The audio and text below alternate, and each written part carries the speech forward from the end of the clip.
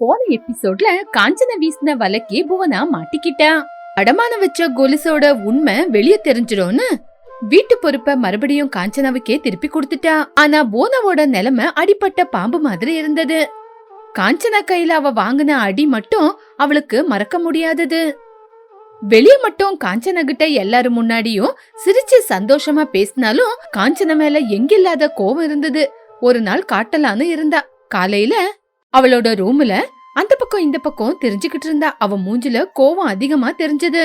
அவ வீட்ல இருந்து கொண்டு வந்த காசுல அடமான வச்ச மாமியாரோட கொலுச மீட்டுக்கிட்டு வந்த கொலுச கையில வச்சு பாத்துக்கிட்டு அவ மனசுக்குள்ள ஏதேதோ யோசனைங்க ஓடிக்கிட்டு இருந்தது. காஞ்சனா, எல்லாரும் முன்னாடி என்ன அவமானப்படுத்திட்டல, வீட்டு பொறுப்பை என் கையில இருந்து புடுங்கிக்கிட்டல, கொலுச கொண்டு வந்து மறுபடியும் உன் கையில குடுத்தா நீ அத்தை முன்னாடி நல்லவளா ஆயிடுவ. ஆனா நான் அத செய்ய மாட்டேன். இந்த கொலுசுனாலேயே நீ இந்த வீட்டை விட்டு வெளிய போய் ஆகணும். நாடகத்தை ஆரம்பிக்கிறேன். போனா ஹால்ல இருக்கிற காஞ்சனா கிட்ட போனா. அங்க மாமியார் கூட இருந்தாங்க. போனா ரொம்ப அடக்க ஒடக்கமா கொலுச கையில எடுத்துட்டு போய் காஞ்சனா கிட்ட, அக்கா இந்தாங்க அக்கா, அத்தையோட கொலுசு. என் கடமை இங்கேக்கு முடிஞ்சது. இது என் கையில இருந்தா என்ன ஆகுமோ என்னவோ, அதனால இந்த கொலுசு நீங்களே பத்திரமா வச்சுக்குங்க. ரொம்ப சந்தோஷம் போனா, உன்னை பார்த்து எனக்கு பெருமையா இருக்கு. அத்தை பாத்தீங்களா, போனா எவ்வளவு பொறுப்பா கொண்டு வந்து கொடுத்திருக்கா. ஆமாமா, சந்தோஷம். காஞ்சனா, இந்த கொலுசை கொண்டு போய் அந்த காட்ரேஜ்ல பூட்டி வையுமா. அடுத்த வாரம் வரமகாலட்சுமி பூஜை இருக்குல்ல, அன்னைக்கு எடுத்து வச்சு பூஜை செய்யணும். சரிங்கத்த, கொண்டு போய் வைக்கிறேன் அப்படின்னு சொல்லி காஞ்சனா கொலுசை எடுத்துக்கிட்டு போனா. ஆனா சுகுணா மனசுல மட்டும் ரொம்ப கோவம் இருந்தது. ஆனா மனுஷனா பிறந்ததுக்கு அப்புறம் ஏதாவது ஒரு நேரத்துல கேர்லெஸ்ஸா இருக்கதான் செய்வோம். அந்த நேரத்துக்காக தான் புவனா காத்துக்கிட்டு இருந்தா. மறுநாள் மத்தியானம் காஞ்சனா சமையலறையில சமையல் செஞ்சுக்கிட்டு இருந்தா. காஞ்சனா போனை எடுத்து பேசினா. அந்த பக்கத்துல இருந்து அவளோட அப்பா போன் பண்ணியிருந்தாரு. அப்பா, எப்படிப்பா இருக்கீங்க? அம்மா எப்படி இருக்காங்க? நாங்க நல்லா இருக்கோம்மா. ஆனா இப்ப ஒரு பிரச்சனை வந்திருக்குமா. வயல்ல வேலைய ஆரம்பிக்கணும். ஆனா இப்போ கையில காசு இல்லம்மா. கடனை கேட்டா யாருகிட்ட கேக்குறதுன்னு தெரியல. எனக்கு கொஞ்சம் ஒரு 50,000 ரூபாய் காசை ரெடி பண்ணி கொடுக்க முடியுமாமா? அப்பா பேச்ச கேட்டு அவ நெஞ்சே வெடிக்கிற மாதிரி இருந்தது. அப்பா, என்ன மன்னிச்சிடுங்கப்பா. மாமனாருக்கு இப்போ வயல்ல ரொம்ப பிரச்சனைங்கப்பா. என் கையில காசு இருந்தா உங்களுக்கு கொடுக்காம இருப்பேனா? என் கையில ₹1 காசு இல்லப்பா. என்ன மன்னிச்சிடுங்கப்பா. ஐயையோ, பரவாயில்லம்மா. நீ எந்த மாதிரி பொண்ணுன்னு எனக்கு தெரியாதா? உன் கையில இருந்தா நீ கண்டிப்பா அப்பாவுக்கு கொடுக்குவேமா. பரவாயில்லம்மா, அப்பாவுக்கு கொடுக்க முடியலன்னு நீ கவலைப்படாத அப்படின்னு சொல்லி போனை வச்சுட்டான். காஞ்சனா கண்ணுல கண்ணீரு. அப்பா கஷ்டத்துல இருக்கும் போது உதவி செய்ய முடியல அப்படின்னு ரொம்பவே கஷ்டப்பட்டுக்கிட்டு இருந்தா. செவத்துக்கு அந்த பக்கம் நின்னுகிட்டு இருக்கிற புவனாவுக்கு மட்டும் இத கேட்டு இது கடவுள் கொடுத்த வர மாதிரி நினைச்சா. Wow, what a timing. காஞ்சனாவோட அப்பாவுக்கு காசு வேணும், குடுக்கறதுக்கு காஞ்சனா கிட்ட காசு இல்ல. காசு ரெடி பண்ணி நானே காஞ்சனா பேர்ல அவங்க அப்பாவுக்கு அனுப்பி வச்சா, அதே நேரத்துல வீட்டுல நகை காணாம போனா இத பாக்குற மத்தவங்க என்ன நினைப்பாங்க? காஞ்சனா நகைய அடமான வச்சு அப்பாவுக்கு காசு பெரட்டி கொடுத்தான்னு தானே நினைப்பாங்க. இதுதான் சரியான ஐடியா. இந்த ஐடியாவிலேயே காஞ்சனாவோட ஆட்டமே அடங்க போகுது. போனா உடனே அவளோட ரூமுக்கு போனா. அவ சேவிங்ஸ்ல இருந்து கொஞ்சம் காசு வெளியே எடுத்தா. போனா அவளோட காசை காஞ்சனா பேர்ல அவங்க அப்பாவுக்கே மணி ஆர்டர் பண்ணா. யாருக்கும் சந்தேகம் வராத மாதிரி காசு அனுப்பின ரசீதிலையும் காஞ்சனா பேரை தான் அனுப்பி வச்சா. அன்னைக்கு சாயங்காலம் காஞ்சனா குளிக்கிறதுக்காக போனா. வீட்டு காட்ரேஜ் சாவிய எப்பவுமே அவ கூடியே வச்சிருப்பா. ஆனா துணி துவைக்கும் போது குளிக்கும் போது மட்டும் துணி மாற்ற இடத்துலயே சாவிய மாட்டி வைப்பா. இது காஞ்சனாவோட பழக்கம். ஆனா இந்த பழக்கம் யாருக்குமே இத்தனை நாளா எதுக்கும் யூஸ் ஆகல. ஆனா இதுக்காகவே காத்துக்கிட்டு இருந்த போனாவுக்கு மட்டும் இது ஒரு தங்க அவகாசம். ரூமுக்குள்ள இருந்து பூனை மாதிரி வெளியே வந்தா. அந்த பக்கம் இந்த பக்கம் பார்த்தா. வீட்லயும் யாருமே இல்ல. காந்தம்மா கோயிலுக்கு போயிருந்தாங்க. இதுதான் சரியான நேரம். போனா மெதுவா காஞ்சனாவோட ரூமுக்கு போய், சாரி அக்கா அப்படின்னு சொல்லி சத்தமே வராத மாதிரி சாவி எடுத்து மெதுவா காட்ரேஜ திறக்க போனா. பீர்வா திறந்து காஞ்சனா பத்திரமா எடுத்து வச்ச அந்த கொலுச அவ கையில எடுத்துட்டா. மறுபடியும் காட்ரேஜ பூட்டு போட்டு யாருக்குமே சந்தேகமே வராத மாதிரி சாவிய இருந்த இடத்திலேயே வச்சுட்டா. அந்த நேரம் பார்த்து காஞ்சனா குளிச்சிட்டு வெளியே வந்தா. சாவியை எடுத்து இடுப்புல வச்சுக்கிட்டா. அன்னைக்கு வெள்ளிக்கிழமை வீட்ல வரலட்சுமி விரதம், பண்டிகை கோலாகலம். காஞ்சனா பூஜை ரூம அலங்காரம் செஞ்சா. போனாவும் ரெடியாயி அங்க வந்தா. அவ மூஞ்சில இன்னைக்கு தெரியாத ஒரு சந்தோஷம். அம்மா காஞ்சனா, பூஜை அறைய இன்னைக்கு அழகா ரெடி பண்ணிருக்கேம்மா. நான் சொன்னேன்ல, இன்னைக்கு வெள்ளிக்கிழமை எங்க அம்மா எனக்கு கொடுத்த அந்த தங்க கொலுச கொண்டு வந்து சாமி மேல போடுமா. சரிங்கத்த, இப்பவே போய் கொண்டு வரேன். காஞ்சனா ரூமுக்கு வந்து கோட்ரேஜ திறந்து பார்த்தா. அங்க தங்க கொலுசு இருக்கல. காலி டப்பாவை பார்த்த உடனே அவ கை காலெல்லாம் பயத்திலேயே உதற ஆரம்பிச்சிருச்சு. ஐயோ, நான் இங்க தானே வச்சேன். புவனா கொடுத்த உடனே கொண்டு வந்து நேரா இங்க தானே வச்சேன். சாவி கொத்து எப்பவுமே என்கிட்ட தானே இருக்கும். அப்படி இருக்கும்போது கொலுசு என்ன ஆயிருக்கும்? பீருவாவா முழுசா தேடி பார்த்தா. துணிங்க நடுவுல, கோட்ரேஜுக்குள்ளன்னு எல்லா பக்கம் தேடினா. வேர்த்து ஊத்திக்கிட்டு இருந்தது. வெளியே அத்தை கூப்பிட்டுக்கிட்டு இருந்தாங்க. ஏமா காஞ்சனா, எவ்வளவு நேரமா? மூர்த்த நேரம் போகுது, சீக்கிரமா வாமா. இதோ வந்துட்டேன் அத்தை. காஞ்சனாவோட முகமே வாடி போயிருந்தது. கை காலெல்லாம் உதறிக்கிட்டு இருந்தது. காஞ்சனாவோட முகத்தை பார்த்த உடனே ஏதோ புதுசா தெரிஞ்சது. ஆனா போனாவுக்கு மட்டும் உள்ளுக்குள்ள ரொம்ப சந்தோஷம். காஞ்சனா, என்னமாச்சு? ஆமா, கொலுசு எங்க? அத்தை, அது வந்து பீர்வால கொலுசு காணும் அத்தை. என்னது, கொலுசு காணுமா? சரியா தேடி பாத்தியாமா? மாமா, நான் பீர்வாக்குள்ளதான் வச்சேன். ஆனா இப்ப போய் தேடி பார்த்தா கொலுசு என்ன ஆச்சுன்னு தெரியல மாமா. என்னக்கா, என்ன சொல்றீங்க? நான் கொலுச உங்க கையில தானே கொடுத்தேன். எல்லாரும் பாக்குற மாதிரி தானே கொடுத்தேன். இப்ப கொலுசு காணோம் அப்படின்னா எங்கக்கா? வீட்டுக்கு திருடனா வந்திருக்கா? வீட்டுக்கு திருட வந்திருந்தா எல்லா பொருளையும் தானே கொண்டு போயிருப்பான். வெறி கொலுச மட்டும் தான் கொண்டு போறனா? இத்தனைக்கும் சாவி காஞ்சனா கையில தானே இருந்தது. அந்த இடத்துல எல்லாரும் கோவத்தோட இருந்தாங்க. காந்தம்மா மூஞ்சில கோவம் தெரிஞ்சுக்கிட்டு இருந்தது. அதே நேரத்துல வாசப்படிக்கிட்ட ஒரு ஆட்டோ வந்து நின்னுச்சு. அதுல இருந்து காஞ்சனாவோட அப்பா வந்து இறங்குனாரு. அம்மா காஞ்சனா, எல்லாரும் நல்லா இருக்கீங்களாமா? அப்பா, நீங்க இந்த நேரத்துல வந்திருக்கீங்க? எப்படிமா நான் வராத இருப்பேன்? நீ செஞ்ச உதவிக்கு நன்றி சொல்லிட்டு போலானதாமா உன்னை தேடி வந்தேன். உதவியா? என்ன உதவி சம்பந்தி? அதுதாங்கம்மா, முந்தா நேத்து எனக்கு விவசாயம் செய்ய காசு வேணும்னு என் பொண்ணுகிட்ட கேட்டேன். கேட்டப்போ கையில காசு இல்லைன்னு சொன்னா. இருந்தாலும் எனக்கு கொஞ்சம் காசை மணி ஆர்டர் பண்ணி வச்சிருக்கா. அதனாலதான் நன்றிய சொல்லிட்டு போலான்னு வந்தேன். ராமையா சாதாரணமா சொன்ன உடனே, அந்த வார்த்தையை கேட்ட உடனே காஞ்சனா பயந்து போயிட்டா. நானும் காசு அனுப்பல, ஆனா அப்பா வந்து நான் தான் காசு அனுப்புனேன்னு சொல்றாரு. இங்க எங்க தப்பு நடந்தது அப்படின்னு காஞ்சனா யோசிக்க ஆரம்பிச்சா. அங்க இருந்த எல்லாரோட பார்வையும் காஞ்சனா மேலதான் திரும்பிச்சு. போனா சரியான நேரம் பார்த்து அஸ்திரத்தை கையில எடுத்தான். ஓ மை காட் அத்தை, விஷயம் புரிஞ்சிச்சா? கொலுசு காணாம போயிருச்சு. சரியான அதே நேரத்துல அக்கா அவங்க அப்பாவுக்கு காசை மணி ஆர்டர் பண்ணிருக்காங்க. அப்படின்னா அக்கா அந்த கொலுசை வித்து அந்த காசை அவங்க அப்பாவுக்கு அனுப்பி வச்சிருக்காங்க. ஐயோ, இல்ல இல்ல, நான் கொலுச விக்கல. அப்பா சொல்லுங்கப்பா, நான் உங்களுக்கு காசு அனுப்பி வச்சேனப்பா. அனுப்பி வச்சியேமா? இதோ ரசீதில உன்னோட பேரு தானே இருக்கு. ராமையா ரசீத காட்டினாரு. அந்த ரசீதில அனுப்பி வச்சது காஞ்சனா அப்படின்னு அவளோட பேரு ஸ்பஷ்டமா இருந்தது. காஞ்சனாவோட நிலைமை இப்போ ரொம்பவே மோசமாயிடுச்சு.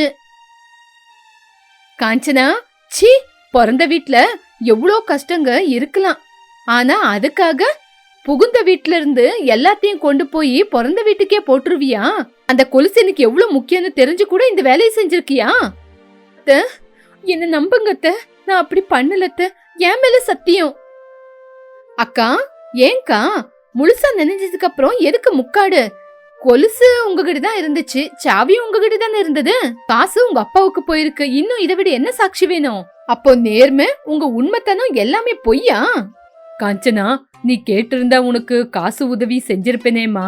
எதுக்காகமா கொலுச வித்து உங்க அப்பாவுக்கு காசு அனுப்புன? நம்பிக்கைய நீ இழந்துட்டேமா. ராகவையாவோட வார்த்தை காஞ்சனா மனசுல ஈட்டியா பாஞ்சது. அப்பாவுக்கும் உண்மை தெரியல. புருஷனான ரவி என்ன சொல்றதுன்னே தெரியாம நின்னா. மாமியார் அவ மேல கோவப்பட்டா. பூனா வீசுன இந்த வலையில காஞ்சனா முழுசா மாட்டிக்கிட்டா. காஞ்சனாவுக்கு இப்ப முழுசா புரிஞ்சது செஞ்சதெல்லாம் போனாவோட மாயம்னு. ஆனா எப்படி நிரூபிக்கிறது? போனா, என்ன வேலை செஞ்சுட்ட? என் மேல திருட்டு பழி சுமத்திருக்க. எங்க அப்பாவோட அப்பாவி குணத்தை உனக்கு சாதகமா மாத்திக்கிட்டியா? நான் எந்த தப்பு செய்யல அப்படின்னு நிரூபிக்கணும்னா முதல்ல அந்த கொலுசு எங்க இருக்குன்னு நான் கண்டுபிடிக்கணும். ஆனா இப்ப அது எப்படி அப்படின்னு காஞ்சனா மனசுக்குள்ள யோசிக்க ஆரம்பிச்சா. இன்னும் போதும், இந்த வீட்ல திருடங்களுக்கு இடம் இல்ல. காஞ்சனா, நீ உங்க அப்பாவுக்கு காசு குடுக்கறியோ இல்ல குடுத்த காசுல என் கொலுச மீட்டு கொண்டு வந்து தரியோ, அது வரைக்கும் நீ எங்க கூட பேசக்கூடாது. இந்த வீட்டோட பொறுப்பு சாவி எல்லாமே போனா கிட்ட கொடு. அத்த, மறுபடியும் எனக்கா? பரவாயில்ல அத்த, அக்கா என்னவோ ரொம்ப கஷ்டத்துல இருந்ததுனாலதான் இப்படி செஞ்சிருக்காங்க, அவங்கள மன்னிச்சிடுங்க. அவளை மன்னிச்சு ஏத்துக்கிறதுக்கு இது சின்ன விஷயம் இல்ல, பெரிய தப்பு. வாங்கிக்க சாவிய. காஞ்சனா கையில இருந்து சாவிய எடுத்து காந்தம்மா போனாவோட கையில கொடுத்தாங்க. போனா இப்போ ஜெயிச்சிட்டா. காஞ்சனா தோத்துட்டேன்னு தலகுனிஞ்சு நின்னா. அவளோட அப்பா கூட இப்போ தலகுனிஞ்சு நிக்க வேண்டிய நிலைமை. இந்த கெட்ட பேர்ல இருந்து காஞ்சனா எப்படி வெளியே வர போறா? அவ மேல விழுந்த பழிய எப்படி தொடைக்க போறா? போனா ஒளிச்சு வச்ச கொலுசு இப்போ எங்க இருக்கு? காஞ்சனா மறுபடியும் அவ தப்பு பண்ணலன்னு நிரூபிச்சு சாதிக்குவாளா? அது உங்களுக்கு தெரியணும்னா முன்னாடி வர எபிசோட பாருங்க. இந்த சொசைட்டில சுசிலா மாதிரி நிறைய பேரு இருப்பாங்க. எதிர் வீடு கொழுந்து விட்டு எரிஞ்சுக்கிட்டு இருந்தா அதுல உட்காந்து குளிர் காய்வாங்க. காஞ்சனா கையால அடி வாங்கி காந்தம்மா வீட்ல இருந்து வெளியே வந்திருக்கிற சுஷீலா அவமானத்தை அவளால தாங்க முடியல. மாமியார் மருமக சந்தோஷமா ஒத்துமையா இருக்கிறது பார்த்து அவளால தாங்க முடியல. மாமியார் மருமக மேல எப்படியாவது பகையை தீர்த்துக்கணும்னு அவ காத்துக்கிட்டு இருந்தா. இப்படி இருக்கும்போது உண்மையிலேயே இந்த தடவை காந்தம்மாவுக்கு முட்டி வலி அதிகமாயிடுச்சு. வயசான காலத்துல இந்த மாதிரி பிரச்சனை வர்றது சகஜம்தான். ஆனா இந்த விஷயம் சுசீலாவுக்கும் தெரிஞ்சது. இந்த முட்டி வலிய தனக்கு சாதகமா செஞ்சுக்கணும் அப்படின்னு சுசீலா யோசிச்சுக்கிட்டு இருந்தா. அவங்க போனை எடுத்துக்கிட்டு சின்ன வயசு நண்பனான குருமூர்த்தி, அவன் சரியான திருட, அவனுக்கு போன் பண்ணாங்க. ஹலோ குருமூர்த்தி, அந்த காந்தம்மாவுக்கு முட்டி வலி இப்போ உண்மையிலேயே வந்திருக்கான். நீ நாடு வைத்தியர் மாதிரி வேஷம் போட்டு காந்தமோட வீட்டுக்கு வா. இதுதான் காலு வலிக்கு மருந்து அப்படின்னு நான் குடுக்கற மருந்த அவங்களுக்கு குடுத்துரு. அந்த மருந்து சாப்பிட்டா யாருமே செத்து போக மாட்டாங்க. ஆனா எப்பவுமே உள்ளுக்குள்ள வலி இருந்துகிட்டே இருக்கும். ஐயோ சுஷீலாக்கா, எனக்கு இந்த மாதிரி வேலை செய்ய பயம் இல்ல. இருந்தாலும் அந்த காஞ்சனா என்ன போலி வைத்தியர் நினைச்சு போலீஸ்ல புடிச்சு கொடுத்துட்டான். ஐயையோ, நீ எதுக்காக பயப்படுற? அது நாடு மருந்து நல்லா வேலை செய்யும் அப்படின்னு கொண்டு வந்து குடு. வீட்ல மருமக இல்லாதப்ப போ, அப்பதான் அவ ஒத்தையில இருக்கும்போது வேலை சுலபமா முடிஞ்சிரும். உனக்கு காசு கூட அப்பதான் கிடைக்கும். அந்த நாள் மத்தியானம் ரவி ஆபீஸுக்கு போயிருந்தான். மாமனாரு கூட வீட்ல இருந்து வெளியே போயிருந்தாரு. காஞ்சனா காய்கறி வாங்கிட்டு வரலான்னு மார்க்கெட்டுக்கு போனா.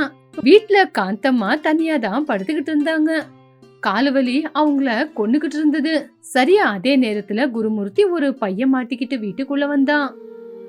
இந்த வீட்ல யாராவது இருக்கீங்களா? ஒரு ரோகி வலியில வலி அனுபவிக்கிறது என் காதுக்கு கேட்டுக்கிட்டு இருக்கு.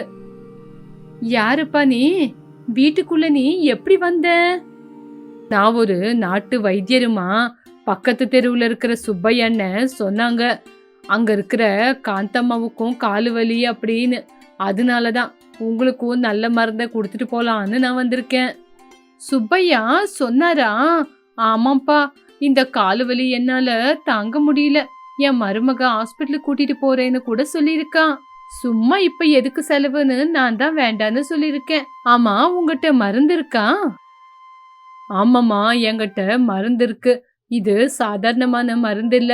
இத சாப்பிட்டு 1/2 மணி நேரத்திலேயே உங்க வலி மாயமாயிடும். நீங்க மறுபடியும் ஓட்டப்பந்தயத்திலேயே கலந்துக்கலாம். அப்படியா? நீ சொல்றது உண்மையா? இந்த மருந்து எப்படி உபயோகப்படுத்தணும்? இந்த மருந்த ஒரு மூடியில ஊத்தி தான் குடிக்கணும்.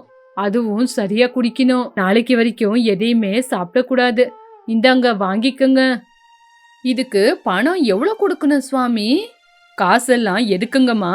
நான் இந்த வேலைய ஃப்ரீயா தான் செஞ்சுக்கிட்டு இருக்கேன். நீங்க குணமாயிருந்து நல்லா இருந்தாவே போதும். நான் கிளம்புறேன். டாக்டரே, உங்களுக்கு ரொம்ப நன்றி. அங்கிருந்து கிளம்பின உடனே காந்தம்மா கொஞ்சம் கூட யோசிக்காம பாட்டில்ல இருந்த மருந்தை எடுத்து குடிச்சிட்டாங்க. அவங்க குடிக்கிற மருந்து ரொம்ப கசப்பா இருந்தாலும் முட்டி வலி குறையுமே அப்படிங்கிற ஆசையில எடுத்து குடிச்சிட்டாங்க. அந்த மருந்து குடிச்சு 10 நிமிஷத்துலயே அவங்க வயித்துக்குள்ள நெருப்ப போட்ட மாதிரியே இருந்தது. வயிறு வலி எடுக்க வாந்தி எடுக்க ஆரம்பிச்சது. ஐயோ கடவுளே, என்னப்பா இது, வயித்துக்குள்ள இந்த மாதிரி ஒரு எரிச்சல். காஞ்சனா, காஞ்சனா, எங்கம்மா இருக்க தாயி, என்ன காப்பாத்துமா. சரியா அதே நேரத்துல மார்க்கெட்டுக்கு போன காஞ்சனா திரும்பி வந்தா. வீட்டுக்குள்ள இருந்து வந்துகிட்டு இருக்கிற அவளோட அத்தையோட குரலை கேட்டு அவ பயந்து போயிட்டா. அவளோட மாமியா ஏதோ ஒரு மருந்த குடிச்சிட்டு வாயில இருந்து நுர வந்துகிட்டு இருக்கிறத அவ பார்த்தா. அத்தை, அத்தை, என்னாச்சு அத்தை? பேசுங்க அத்தை, உங்களுக்கு என்னாச்சு?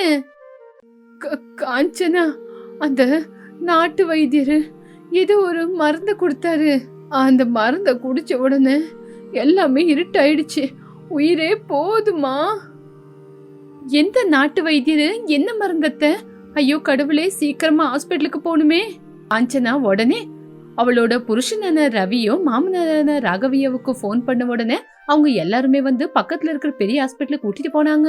காந்தம்மாவை செக் பண்ண போன டாக்டர் 1 மணி நேரமானாலும் வெளியே வரல.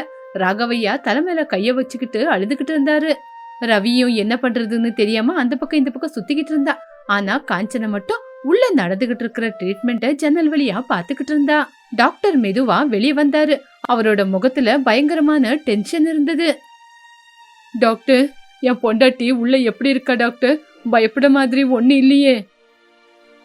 பாருங்க ராகவையா, நிலைமை ரொம்பவே மோசமா இருக்கு. அவங்க பயங்கரமான ஏதோ ஒரு நாட்டு மருந்த சாப்பிட்டு இருக்க மாதிரி இருக்கு. அது நேரா லிவர் மேலதான் பாதிக்கப்பட்டிருக்கு. லிவர் அவங்களுக்கு சுத்தமா வேலை செய்ய மாட்டேங்குது. உங்க லிவர் பிரச்சனை ஆனதுனால அவங்க உயிரை காப்பாத்துறது ரொம்ப பிரச்சனையா இருக்கு. டாக்டர், இப்போ என்ன பண்றது டாக்டர்? இதுக்கு எந்த மருந்து கொடுத்தாலும் சரியாகாதா? ரவி, அவங்கள காப்பாத்துற நிலைமை கையை விட்டு போயிடுச்சு. இப்ப இருக்கிற ஒரே ஒரு நிலைமை அப்படின்னா லிவர் டிரான்ஸ்லேஷன் பண்ணாதான் முடியும். 24 மணி நேரத்துக்குள்ள அவங்களுக்கு சரியான லிவர் கிடைச்சாதான் முடியும்.